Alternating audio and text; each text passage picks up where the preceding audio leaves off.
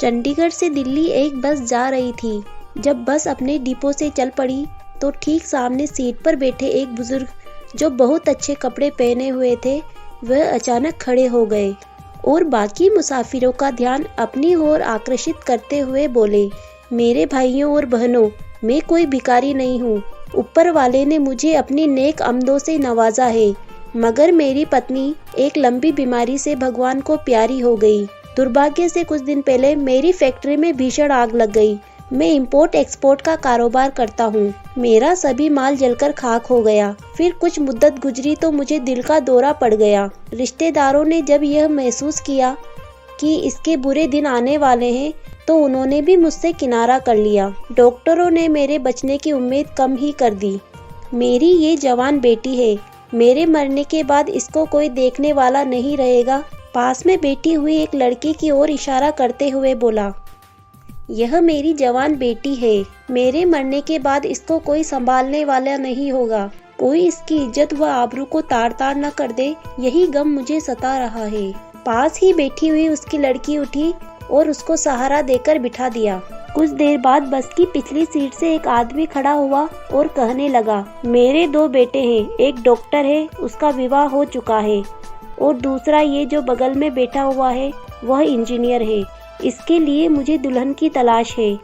अगर आपको एतराज़ ना हो तो मैं आपकी बेटी से अपने बेटे की शादी करवाना चाहता हूँ। आपकी बच्ची को ताउम्र कभी बाप की कमी महसूस नहीं होने दूंगा। लड़का भी झट से खड़ा हो गया और कहने लगा, मुझे ये रिश्ता कबूल है, क्योंकि मैं अपने पापा का बहुत सम्मान करता हूँ। इतना सब होने के बाद बस में मौजूद एक सज्जन खड़े होकर कहने लगे, ये सफ़र बहुत सुहाना है।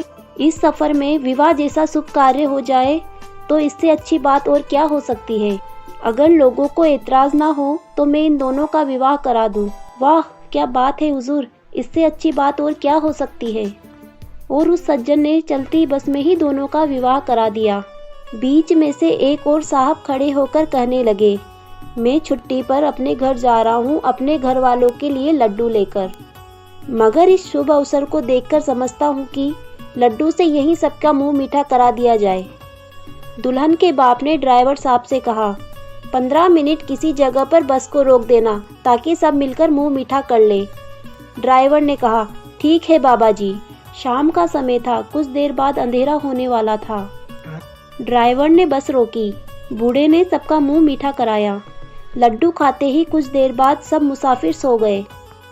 उसके बाद ड्राइवर और कंडक्टर जब नींद से जगे तो अगली सुबह के 6 बजे थे। वो सज्जन और लड्डू बांटने वाला शख्स बस से गायब था। इतना ही नहीं, सभी मुसाफिरों के पर्स, चेन व घड़ी गायब थे। उनके पास कुछ भी नहीं बचा था।